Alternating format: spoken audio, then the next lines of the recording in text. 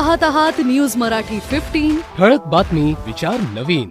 नमस्कार, आपण पाहत आहात न्यूज मराठी 15 हे आमचं लोकप्रिय यूट्यूब चॅनल.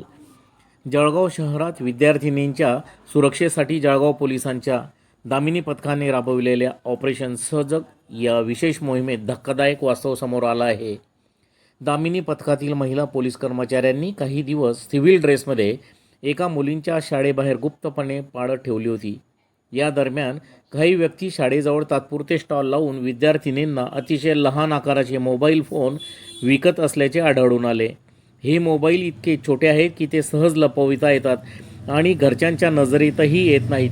विशेष म्हणजे या मोबाईलची किंमत अवघी 900 ते 1000 रुपये असल्याची माहिती समोर आली आहे. दामिनी पथकाने कारवाई करत काही विद्यार्थिनींकडून असे छोटे मोबाईल जप्त केले आहेत. त्यानंतर शाळा प्रशासन आणि पालकांना बोलावून समुपदेशन करण्यात येऊन जप्त केलेले मोबाईल त्यांच्या ताब्यात देण्यात आले.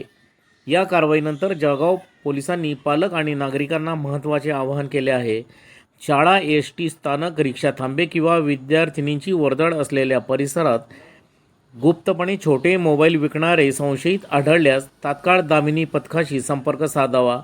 तसेच पालकांनी आपल्या मुली कोणाच्या संपर्कात आहेत, अनोळखी व्यक्तींच्या माध्यमातून फोन करत आहेत का किंवा अशा प्रकारच्या मोबाईलचा वापर करत आहेत का यावरही लक्ष ठेवण्याचे आवाहन पोलिसांनी केले आहे.